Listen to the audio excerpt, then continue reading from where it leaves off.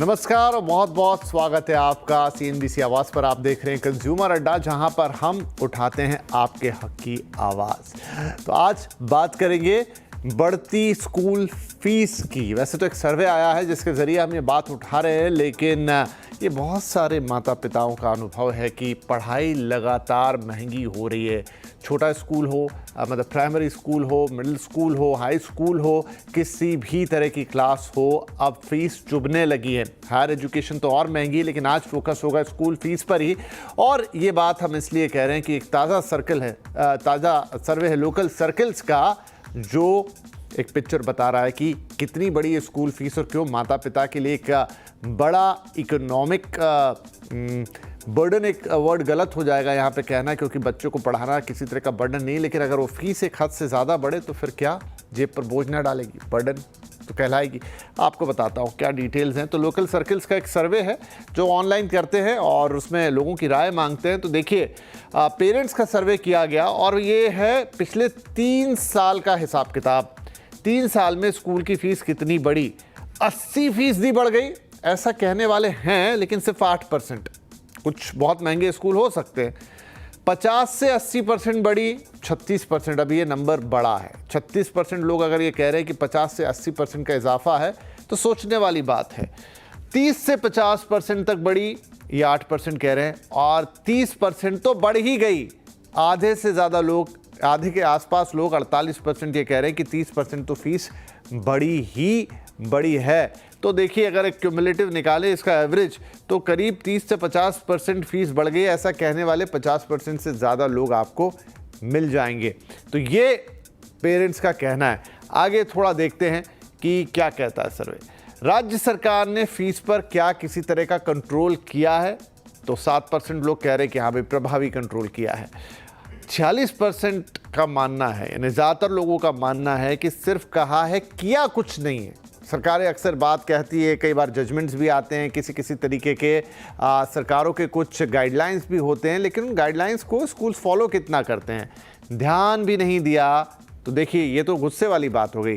Parents का कहना है कि ध्यान ही नहीं दिया, कुछ किया ही नहीं, सिर्फ कहा, किया नहीं और ध्यान नहीं दिया। 47%, मतलब शायद पेरेंट्स को लग रहा है कि स्कूल इस चीज़ को बिल्कुल अनसुना कर देते हैं, ध्यान ही नहीं देते हैं। काइंड ऑफ एरोगेंसी वाली बात है यहाँ पर। तो ये एक मोटा सर्वे है जो हमने आपको बताया, लेकिन शायद बहुत सारे पेरेंट्स जो इस वक्त इस शो को सुन रहे होंगे, इससे एसोसिएट कर पाएंगे कि हाँ, वाकई बच्चों को पढ़ाना इन दिनों बहुत महंगा हो चला। और दूसरी बात, क्या जितनी फीस दी जा रही है उसके एवज में उस तरह की पढ़ाई स्कूलों से मिल भी रही है? स्कूल का मतलब एक सजा धजा, साज सुविधा, सज्जा युक्त AC कमरों वाला, कई स्कूलों में तो बढ़िया पूल्स भी होने लगे आजकल, और बहुत सारी सुविधा युक्त जगह है। अगर बावजूद उसके आपको बच्चे को ट्यूशन पढ़ाने भेजना पड़े, बच्चे के लिए ऑलमोस्ट उतना ही समय जाए और ऑलमोस्ट उतने ही या उससे ज़्यादा पैसे जाएं, तो फिर स्कूल का क्या फ़ायदा? तो चलिए, यही कुछ सवाल होंगे, कुछ मुद्दे होंगे जो आज हम उठाएंगे। हमारे साथ कार्यक्रम में जुड़ रहे हैं सेठ एमआर जयपुरिया स्कूल की प्रिंसिपल पूनम गौतम जी, NIOS के पूर्व chairman professor CB Sharma ji, और दिल्ली पेरेंट एसोसिएशन के प्रेसिडेंट अपराजिता गौतम जी। आप सभी का बहुत बहुत स्वागत है। चूंकि मामला फीस से जुड़ा हुआ है, पेरेंट से जुड़ा हुआ है, तो पहले मैं मौका दूंगा अपराजिता को। अपराजिता, एक सर्वे हमने आपको दिखाया या दर्शकों को दिखाया, क्या बीइंग अ पेरेंट, या आप जिन भी लोगों के संपर्क में हैं, क्योंकि आप पेरेंट्स को रिप्रेजेंट कर रही हैं, आप इस समय, इस वक्त में, जो कि ऑलरेडी हम जानते हैं एजुकेशन महंगी है, लेकिन लगातार फीस का बढ़ना पेरेंट्स को तकलीफ दे रहा है, चुभ रहा है उनके जेब को? सबसे पहले तो मैं आपको धन्यवाद देना चाहूंगी विपिन जी, आप इतने सेंसिटिव टॉपिक को आप लेकर आए हैं। जो आपने बोला पेरेंट्स को चुभ रहा है, डेफिनेटली चुभ रहा है, और ये सर्वे भी साफ साफ बता रहा है। और महत्वपूर्ण बात यह है कि पेरेंट्स को आज इसलिए सबसे ज्यादा चुभ रहा है, आप मीडिया रिपोर्ट्स के जरिए भी देख सकते हैं कि वहां पे बच्चों को प्रताड़ित किया जा रहा है। स्कूल कहता है कि बेशक मुझे परमिशन मिली है या नहीं मिली है, तुम्हें मुझे ये बड़ी भी फीस देनी होगी, जिसको हम गैर कानूनी फीस का नाम देते हैं। अब आप ये देख लीजिए स्कूलों में किया क्या जा रहा है। यदि आप गैर कानूनी फीस नहीं दे रहे हो तो आपके बच्चों को हॉस्टाइल बनाया जा रहा है, या तो लाइब्रेरी में या किसी रूम में। बच्चों को पूरी क्लास के सामने, जिनके पेरेंट्स ने बड़ी हुई फीस नहीं दी, जिसके अगेंस्ट वो काम कर रहे हैं, मतलब गैर कानूनी फीस नहीं देने पर उनके बच्चों को भरी क्लास में उठाकर बेइज्जत करते हुए वो लोग लाइब्रेरी में जाके बैठा रहे हैं। और समस्या इस बात की है, बाल आयोग सोया हुआ है। पेरेंट्स के तो राइट्स है ही नहीं, हम अपने राइट्स की तो बात ही नहीं कर रहे। मैं आज आपके चैनल के माध्यम से मैं उन बच्चों के राइट्स की बात कर रही हूँ। हमारे बाल आयोग बने हुए हैं नेशनल लेवल पे, स्टेट लेवल पे, वो बाल आयोग कहाँ हैं? क्या उनको ये दिख नहीं रहा कि बच्चों को क्लासरूम में, लाइब्रेरी में बैठाकर बंद कर दिया जा रहा है? उनको अपने फ्रेंड्स के साथ बातचीत नहीं करने दी जा रही है, पानी पीने में दिक्कत आ रही है, वॉशरूम, नेचर्स कॉल में भी उनको प्रॉब्लम आ रही है। तो यहाँ बच्चों के राइट्स का वॉल्यूशन हो रहा है, कोई नहीं देख रहा, सब शांत है, सब चुप है, इस पे कोई कार्यवाही नहीं हो रही है। ठीक है। पूनम जी हैं जो कि स्कूल की प्रिंसिपल हैं, उनसे सवाल पूछूंगा। पूनम जी, देखिए एजुकेशन महंगी हुई है, पढ़ाई महंगी हुई है, उसमें तो कोई शक की बात नहीं है, आप अपने कारण भी उसमें गिनाएंगी कि क्या क्या रीजंस है, लेकिन लगातार फीस का बढ़ना, हालांकि जो अपराजिता बोल रही है वो तो एक अलग ही मुद्दा है, उस पर भी हम बातचीत करेंगे कि आप बढ़ी हुई फीस अगर कोई नहीं दे रहा है तो बच्चे के साथ ट्रीटमेंट गलत कैसे हो सकता है, लेकिन फीस का अपने आप में ही लगातार बढ़ते जाना, क्या उसके पीछे आपका रैशनल है? ये सबसे पहले तो मैं बताऊं कि कोई भी स्कूल अपने मनमाफिक फीस नहीं बढ़ा सकता है। फी रेगुलेशन एक्ट 2017 के अंतर्गत एक नॉर्म है एंड द नॉर्म सेज कि 5% प्लस सीपीआई, एंड सीपीआई वो गवर्नमेंट हम लोगों को बताती है, स्कूल वालों को बताती है bye November, October and November तक हम लोगों को पता चलता है सीपीआई कितना है। CPI is consumer price index, और जो गवर्नमेंट के नॉर्म्स है उसके तहत ही फीस बढ़ती है। ये पहला मुद्दा है। दूसरा मुद्दा है कि कभी भी कोई भी स्कूल किसी भी बच्चे को फीस को लेकर के कभी प्रताड़ित नहीं करता है। देखिए अब क्या होता है कि आप जो कह रही हैं मैडम, वो हो सकता है कि आपको किसी पेरेंट के थ्रू या किसी और के थ्रू पता चला हो। आजकल के तो टाइम पे ऐसा हो गया कि थोड़ी सी बात होती है उसको बहुत बड़ी बना दिया जाता है, हर चीज के लिए स्कूल को दोषी दिया जाता है। ऐसा है नहीं, महंगाई कहाँ नहीं बढ़ी है, स्कूल को चारों तरफ से घेरा हुआ है, चाहे तो आप बोर्ड ले लीजिए, चाहे पूनम आप मैम, एक सरकार ले आपको लीजिए, इंटरप्ट कर रहा हूँ चाहे बीच आप में, जो भी आपने ले कहा लीजिए। कि गवर्नमेंट के रूल्स एंड रेगुलेशन के मुताबिक फीस हम लोग बढ़ती है, पूरी लेकिन हम तरह तो से देखते हैं गवर्नमेंट के कि उसमें बंधे हुए हैं सर। हाँ, एक चीज मैं आपसे पूछना चाह रहा हूँ कि एक ही शहर में, इवन एक ही एरिया में 3-4 अलग अलग स्कूल होते हैं और वो सब अलग अलग फीस ले रहे होते हैं। अगर कोई ऐसा रूल एंड रेगुलेशन है तो उसका आधार क्या है, मतलब किस हिसाब से तय किया जाता है? बिल्डिंग के स्क्वायर फीट से, कोई और सुविधाएं कि स्कूल में बस चल रही है या क्या है, या कितने क्लासरूम है, वो क्राइटेरिया क्या है? देखिए क्राइटेरिया के जो फैसिलिटीज बच्चे को प्रोवाइड की जाती है, लेट्स से कि ए स्कूल में जो रूम्स हैं, जो क्लासरूम्स हैं, वहां पर कोई एसी नहीं है, नॉर्मल क्लासरूम्स हैं, उनके यहाँ पर इंटरैक्टिव बोर्ड्स हैं, प्रोजेक्टर्स हैं, या पैनल्स हैं, या किस तरह का वो क्या इंफ्रास्ट्रक्चर है वो होता है। वो एक ए स्कूल में ये सारी चीजें नहीं है, नॉर्मल ग्रीन बोर्ड लगा हुआ है, बच्चा वहां जा रहा है, पढ़ाई करके आ रहा है। वहीं पे बी स्कूल है जहां पर क्लासरूम्स एसी हैं, सारे रूम्स में इंटरैक्टिव बोर्ड्स लगे हुए हैं, पैनल्स लगे हुए हैं, और बाकी और इंफ्रास्ट्रक्चर है। एक्टिविटी टीचर्स आते हैं, बच्चों को अलग अलग एक्टिविटीज कराते हैं, लेट्स से स्विमिंग पूल है, बास्केटबॉल कोर्ट है, बाकी वॉलीबॉल कोर्ट है, हर एक्टिविटी के, हर गेम्स एंड स्पोर्ट्स के अलग अलग ट्रेनर्स आते हैं स्कूल में, तो उसका एक्सपेंसेस अलग होते हैं। तो स्कूल क्या करता है कि एक बेसिक निकालता है कि यार these are my expenses and how much should be the fees. उसके उस पे पूरा एक रीकी करी जाती है, उस पे पूरा एक सर्वे किया जाता है कि हाँ ये हमारा मिनिमम बेस होना चाहिए और इसी पे ही हमारा जो एक एक्सपेंसेस मीट आउट हो पाएंगे। और स्कूल का हम लोगों को लगता है कि हाँ स्कूल बहुत महंगा हो रहा है, लेकिन अगर आप स्कूल के अंदर जाके देखिए तो स्कूल के अपने भी बहुत सारे एक्सपेंसेस होते हैं। अभी आपका 7th जी जी नहीं, वो बात आपकी ठीक है, लेकिन वो एक्सपेंसेस अब किस हद तक मीट किए जाएंगे, फीस कितनी जाएगी, यही चीज हम हॉस्पिटल्स के अंदर भी देखते हैं। खैर मुद्दा अभी हॉस्पिटल वाला है नहीं कि किसी एक पर्टिकुलर ऑपरेशन के लिए आखिर कितना पैसा दिया जा सकता है। Let me explain. देखिए क्या होता है, जब हम किसी भी बोर्ड से रिकॉग्निशन लेने जाते हैं तो वो बोर्ड के नॉर्म्स होते हैं। हम गवर्नमेंट, स्टेट गवर्नमेंट से हम एनओसी लेने जाते हैं, एनओसी लेने के लिए भी हमें उन नॉर्म्स को फॉलो करना होता है। लाइक 6th पे कमीशन है, 7th पे कमीशन है, उस पे कमीशन के हिसाब से सबकी सैलरीज होनी चाहिए। फिर अब अगर पेरेंट को लगता है कि हमारा बच्चा एसी में पढ़ना चाहिए, हमारे बच्चे के पास में ये सारी फैसिलिटीज होनी चाहिए, तो पेरेंट अपनी हिसाब से उस स्कूल में जाकर के वो ठीक है, गॉट योर एडमिशन पॉइंट। कराता है। मैं अब शर्मा जी के पास जाऊंगा। सर, मैम ने अपनी दलील रखी, अपराजिता ने अपनी बात की, लेकिन क्या है इसका सही? क्योंकि देखिए, इस सर्वे में भी बहुत सारे लोगों ने ये कहा है कि स्टेट गवर्नमेंट का अपना एक गाइडलाइन होता है, लेकिन उसे कोई फॉलो नहीं करता, और वो गाइडलाइंस भी कहीं ऐसी है जिसके बीच में शायद आपको बिटवीन द लाइंस या लूप होल्स या ऐसी, मतलब बहुत कोई कठोर गाइडलाइंस है नहीं जिसको आप ऐसा कहें कि बिल्कुल उसके अनुसार ही सारे स्कूल चल रहे हों। देखिए, मुझको लगता है कि हम लोग पूरे बहस की दिशा ही गलत ले लिए हैं। मैं पहला प्रश्न ये पूछूंगा कि सरकारी स्कूल कहाँ है, कौन पढ़ा रहा है सरकारी स्कूल में? और अपराजिता जी जो बात कर रही है, क्या सरकारी स्कूल देखा है? उन बच्चों के अधिकार की कहाँ बात हो रही है? मैं नहीं समझता हूं कि यहां बैठा कोई भी व्यक्ति अपने बच्चे को सरकारी स्कूल में भेज रहा है। हम किसके लिए टैक्स दे रहे हैं, किसके लिए सेस दे रहे हैं?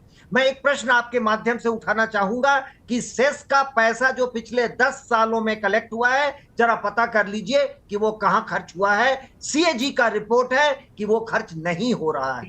देखिए, आपने स्कूलों को नॉट फॉर प्रॉफिट ऑर्गेनाइजेशन बनाया था, जरा ये भी देख लीजिए कि जो पैसा कलेक्ट होता है वो कहां कहां खर्च होता है। तो ये एनजीओ तो नहीं है, नॉट फॉर प्रॉफिट नहीं है बिल्कुल। और मैं बिल्कुल मानूंगा कि फीस बढ़ना चाहिए अगर वो पैसा शिक्षकों को सैलरी में दिया जाए। पढ़ाता कौन है, किसके कारण ये बच्चे हैं, किसके कारण ये बच्चे बदलेंगे?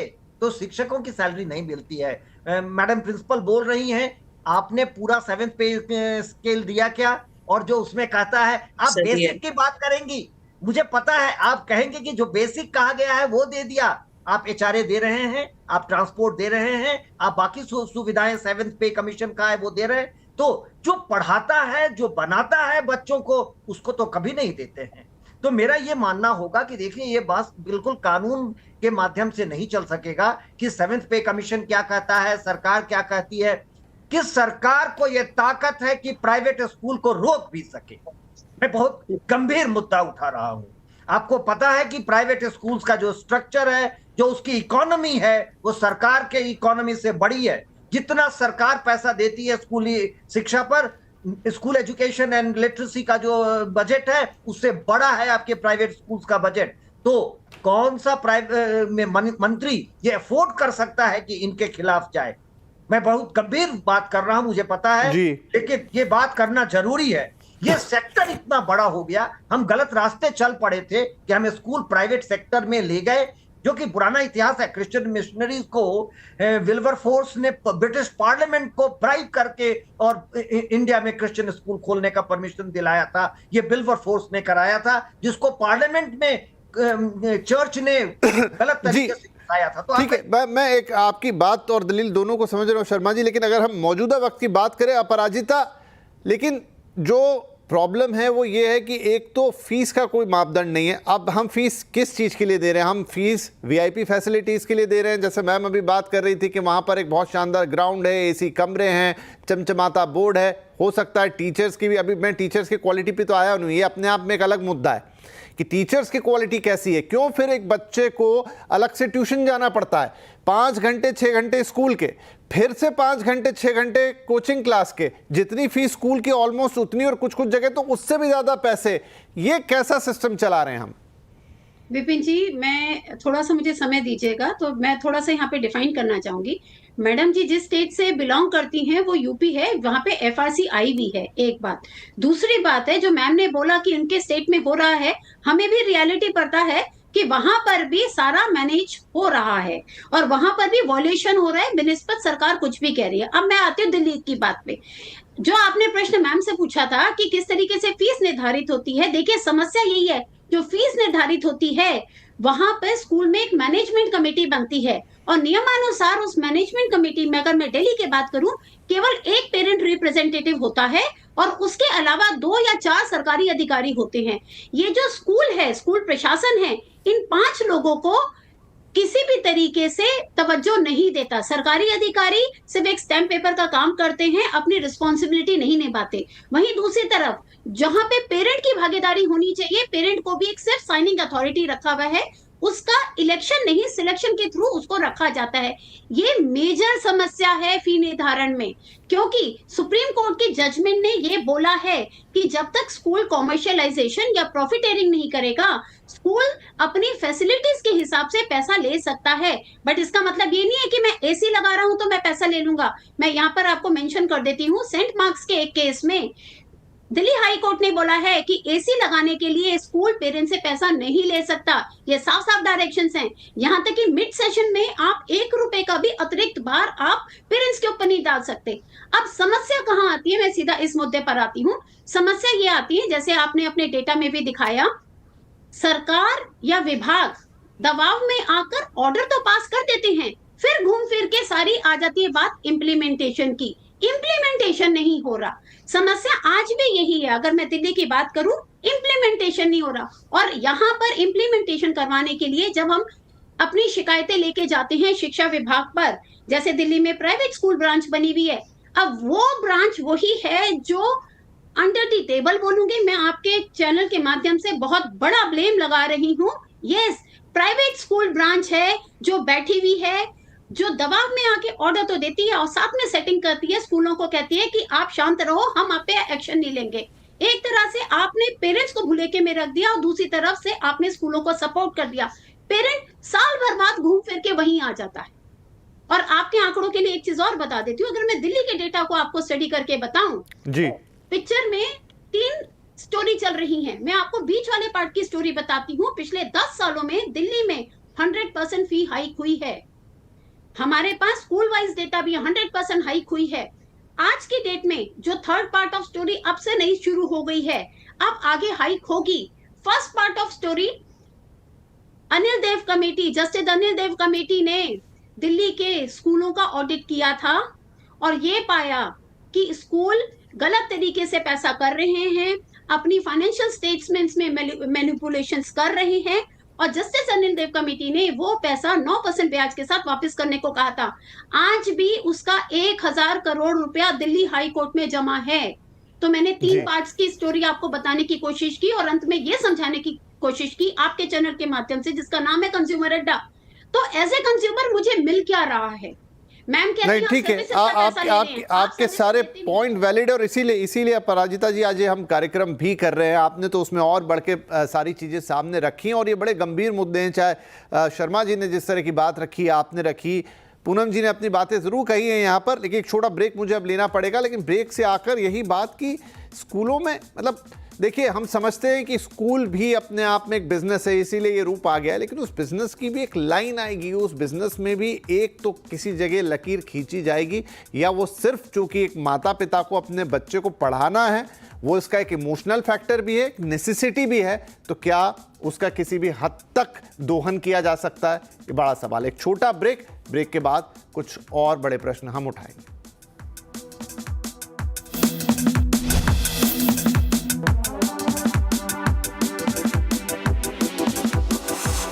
स्कूल फीस बढ़ती टीज, आज हम बात कर रहे हैं बेतहाशा बढ़ती स्कूल फीस के ऊपर। हमारे सर्वे ने तो दिखाया कि पिछले 3 साल में औसत 30% से ज़्यादा की बढ़ोतरी हुई है, ऐसा लोग कह रहे हैं। 80% वाले भी हैं लोग जो कह रहे हैं कि 80% तक बढ़ोतरी हुई है, पर मेजॉरिटी में 30% से लेकर 50% वाले लोग हैं। लेकिन ब्रेक से पहले अपराजिता जी ने बताया एक डेटा जिसमें कह रहे हैं कि ऑन एन एवरेज एक दशक के अंदर 100% का इजाफा हो गया, दोगुनी हो चुकी है स्कूल फीस। लेकिन क्या उतना रिटर्न स्कूलों से, मतलब उस क्वालिटी की शिक्षा स्कूलों से मिल रही है? बच्चा उस तरीके से पढ़ रहा है, या सिर्फ हम एक बढ़िया भवन, बढ़िया इमारत, बढ़िया फैसिलिटीज़ के लिए पैसा दे रहे हैं और फिर ट्यूशन में पैसा और टाइम दोनों लगा रहे हैं?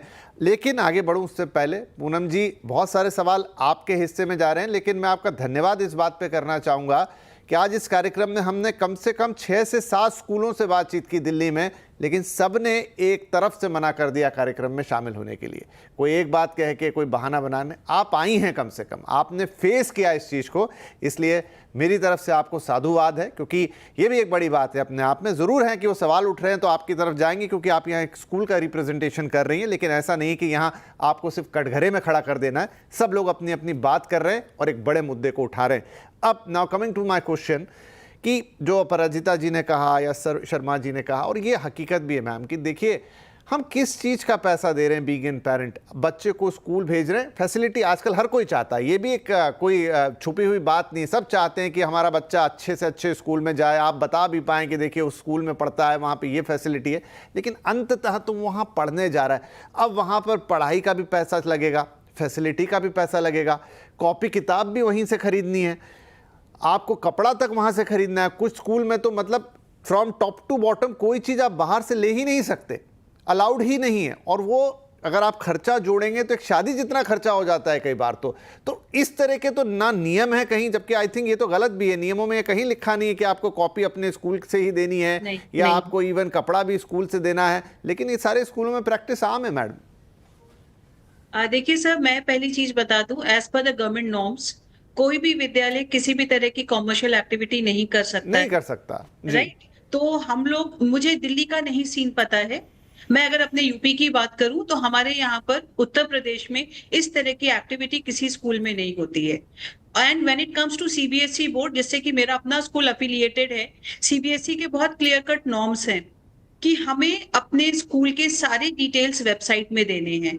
सीबीएसई बोर्ड की एनसीईआरटी की किताबें होती हैं जो कि पूरे प्रदेश में, पूरे देश में सब जगह अवेलेबल होती हैं। पेरेंट जहां से चाहे वहां से खरीद सकता है। तो कोई ऐसा नहीं है कि हाँ भाई ये स्पेसिफाइड शॉप है तो आपको यहीं से लेना है। It is purely parents freedom की उसको जहां से बुक्स लेनी है, जहां से लेना है, पेरेंट जाकर के खरीद सकता है, be it online be it offline. Shop में जाकर के खरीदे, ऑनलाइन खरीदे, वो पेरेंट का पूरा अपना वो है। हाँ, यूनिफॉर्म की बात आती है, यूनिफॉर्म के लिए 4-5 वेंडर्स होते हैं। अब अगर हम पेरेंट को ये कह दें कि हाँ आप जाइए मार्केट में कहीं से भी, जहां से भी आपको मिल जाएगा यूनिफॉर्म, आप ले लीजिए, लेकिन उसमें क्या होता है कि कहीं पे वो यूनिफॉर्मिटी नहीं आ पाती है, जिसकी वजह से 5-6 वेंडर्स को बोल दिया जाता है। प्लस हमारे जैसे जयपुरिया स्कूल है, लखनऊ में करीब 10-12 स्कूल्स हैं, तो बहुत सारे वेंडर्स हैं यहाँ पर, तो पेरेंट जहां से चाहे वहां से ले ले। तो पेरेंट को हम किसी भी तरह किसी भी चीज के लिए बाध्य नहीं करते हैं। It is purely parents choice कि वो कहाँ जाकर के लेना चाहे। फिर दूसरा चीज सर ने बताया सरकारी स्कूलों का। मेरे अपने स्कूल के बगल में 3 सरकारी स्कूल्स हैं, उसके बाद भी मैक्सिमम आरटीई के केसेस मेरे स्कूल में आ रहे हैं एडमिशन के लिए। तो मेरा भी ये सवाल है कि अगर हम प्राइवेट स्कूल्स में हर तरह की बंदिशें हैं, आप चाहे बीएसए ले लीजिए, डीआईएस ले लीजिए, चाहे आप सीबीएसई ले लीजिए, चाहे आप सेंट्रल गवर्नमेंट ले लीजिए, कोई भी उनके टारगेट्स होते हैं वो सारे प्राइवेट स्कूल्स के थ्रू पूरे किए जाते हैं। Anything beat anything. जी ठीक है, अब चूंकि मेरे पास समय कम रहेगा, मैं क्विकली जी, क्योंकि ये विषय काफी बृहद है। यस मैम, आपने अपनी बात अपलिफ्ट किया जाए कि इतना ज्यादा प्राइवेट स्कूल्स को भी जो है हिट ना किया जाए। ठीक है ये शर्मा जी, इस समस्या का समाधान कहाँ पे है? क्योंकि आपने बिल्कुल बात दुखती नब्ज पे हाथ रखा कि वो इतना बड़ा आर्थिक एक समीकरण बन गया है कि कोई उसको हाथ लगाने, एक इंडस्ट्री है अपने आप में पूरी, उसको कोई हाथ नहीं लगा सकता। तो फिर इसका कहां से उपाय खोजे? सरकारी स्कूलों की हालत आप देख रहे हैं, प्राइवेट में फिर आपके पास एक तरीके से ऐसा है कि आप एक 1 स्टार 2 स्टार 3 स्टार 5 स्टार आप चुन लीजिए जितनी आपकी हैसियत है, ऐसा हिसाब किताब हो गया है। देखिए 2-3 चीजें, good education will definitely cost high. अच्छी शिक्षा आप चाहेंगे तो आपको दाम लगेगा ही लगेगा, ये तय है। और वो किस चीज के लिए दाम लगेगा, जैसे मैं एक ऐसा मुद्दा उठाऊं कि हम बच्चों को ट्रिप पर ले जाते हैं, घुमाने ले जाते हैं, ये भी लर्निंग है, इसको ऐसा मत मानिएगा। लेकिन कुछ स्कूल कनाडा ले जा रहे हैं तो कुछ स्कूल बगल के टाउन में ले जा रहे हैं, तो आपने डिफरेंशिएट लर्निंग में कर दिया। मेरा ये मानना होगा कि बच्चों को ट्रिप पर ले जाना जरूरी है ताकि वो सीख सके। Travelling is one of the best forms of learning, तो ये बदल जाता है दाम में। लेकिन मेरा जो मुख्य मुद्दा होगा कि सरकार का काम स्कूल चलाना नहीं है, सरकारों को समझ में नहीं आता है स्कूलिंग, लेकिन आप भूल रहे हैं कि आपके 35 करोड़ बच्चे स्कूलों में हैं भारत में। ये भारत का सबसे बड़ा सेक्टर है और इसको ऐसे लोग चलाते हैं जिनको कि विद्या की समझ ही नहीं है, जो आपके सरकारी सेक्टर में है। Please forgive me for saying, सारे स्कूल सेक्टर का हेड मिनिस्टर ऑफ जी, शर्मा जी का लिंक शायद डाउन हो गया।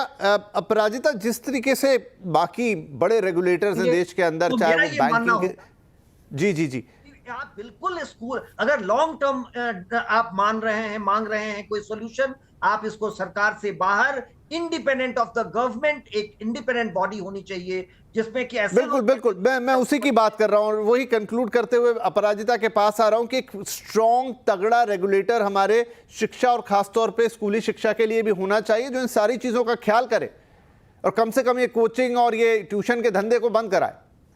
जी सर, इससे तो हम भी एग्री करेंगे। जो डमी सिस्टम चल गया है उस पे बिल्कुल नकेल डाली जाए। जी अपराजिता। विपिन जी, इस बारे में मैं ये कहूंगी, अब जैसे हमारे सर ने बोला, शर्मा सर ने, कि कौन नकेल डालेगा। अब प्रश्न ये है, हम एक ऐसी टीम चाहते हैं जो बैठे इस पे काम करे, जो एक वो जो गैप बना दिया सरकारी स्कूलों का प्राइवेट स्कूलों का, उसको कम करने के लिए काम करे। बट ये करेगा कौन? यही $100 मिलियन का क्वेश्चन है।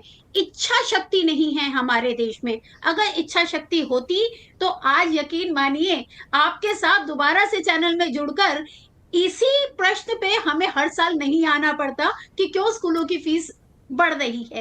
इररिस्पेक्टिव चाहे कोई भी स्टेट हो, आप कोई भी स्टेट उठा लीजिए, हर स्टेट में स्कूल की फीस बढ़ रही है। क्योंकि मेरा समय अब बिल्कुल समाप्त होने आया, शायद 20-25 मिनट में इस बात को पूरा करना भी मुश्किल है, लेकिन ये है, हाँ स्कूलों की फीस बहुत ज़्यादा बढ़ रही है, दूसरी तरफ बहुत सारा बिजनेस फैक्टर उसमें शामिल हो गया है। उसको देखने वाला, बोलने वाला नियम है, लेकिन वो कागजी नियम है, कोई रेगुलेटर ऐसा नहीं है। बोर्ड्स हैं, लेकिन क्या वो रेगुलेटर का काम करते हैं? नहीं। और शिक्षा का स्तर, सबसे बड़ी बात जो मैम अभी खुद प्रिंसिपल मैम ने भी कहा कि हमें भी डुअल सिस्टम नहीं पसंद है, बच्चा स्कूल भी जाए फिर ट्यूशन भी जाए, वहाँ भी पैसा, यहाँ भी पैसा, वहाँ भी समय, यहाँ भी समय, तो ये फिर क्या हो रहा है? कौन सी शिक्षा मिल रही है? क्या हम नाम के लिए स्कूल भेजते हैं, सिर्फ बताने के लिए? तो बड़े सवाल छूटेंगे यहाँ पर, लेकिन आई होप कि इसका आज नहीं तो कल कुछ तो हल निकले, ताकि पेरेंट्स की भी समस्या खत्म हो और बच्चों को वो शिक्षा मिले जो उनको जीवन में सच में कुछ आगे बढ़ाने की बात करे, ना कि आपके पास ये हो कि हमने इस स्कूल में पढ़ाया, ऐसा बोल लेता, ऐसा चल लेता, वो फैसिलिटीज़ है, वो सब चीज़ें सही, शिक्षा का क्या, एजुकेशन का क्या। बहुत बहुत धन्यवाद आप सभी मेहमानों का इस कार्यक्रम में भाग लेने के लिए। नमस्कार।